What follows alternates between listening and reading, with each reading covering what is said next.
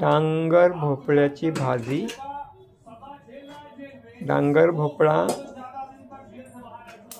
Cut करून घेतलेला आहे, कापून घेतलेला आहे अशा पद्धतीने. आणि आता आपण त्याला फोडणी देत आहोत.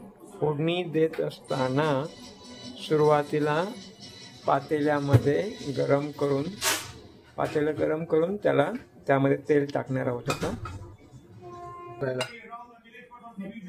तेल टाकलेले आहे. तो डाळच खाणार आहे मी, बाकी थोडी काय खाणार आहे. भाजी होती ना, भाजी नाही खाणार, आवडत.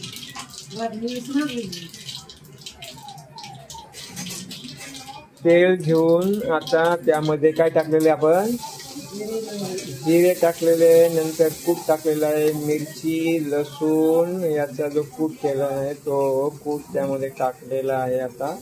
आणि तो थोडासा तेलामध्ये आपण भाजून घेतोय, परतून घेतोय, तळून घेतोय.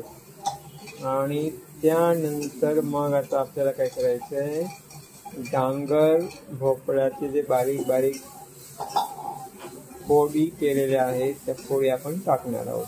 बरोबर ना.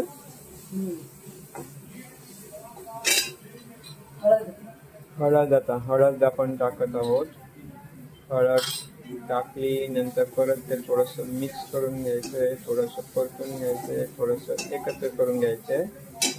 आणि मग आता आपण म्हणजे कापलेले डांगर भोपळ्याचे जे फोडी आहेत त्या फोडी टाकून थोड्याशा त्या मसाल्यामध्ये फिरून घेत आहोत, परतून घेत आहोत.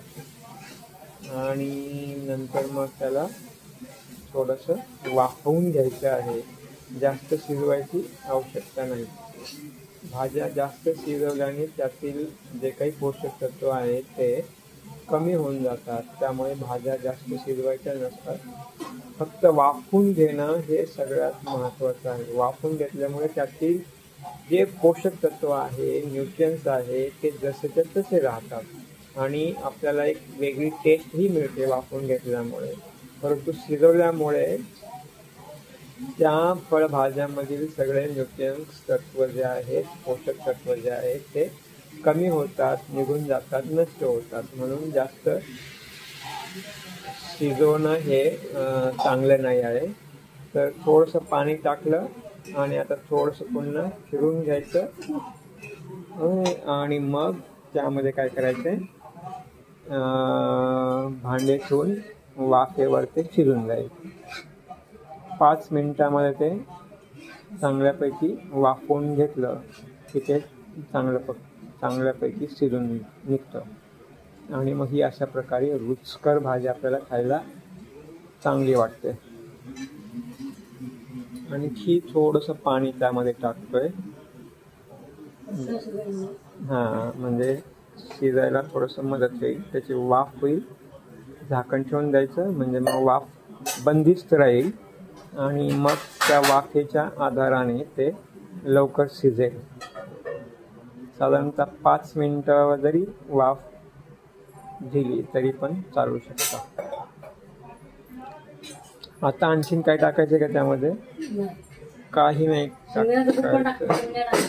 शेंगदाण्याचं कूट टाकू शकतो, परंतु आपल्याकडे सध्या उपलब्ध नाही, टाकायची आवश्यकता नाही, त्यामुळे नाही टाकायचं, पण टाकू शकतो आपण.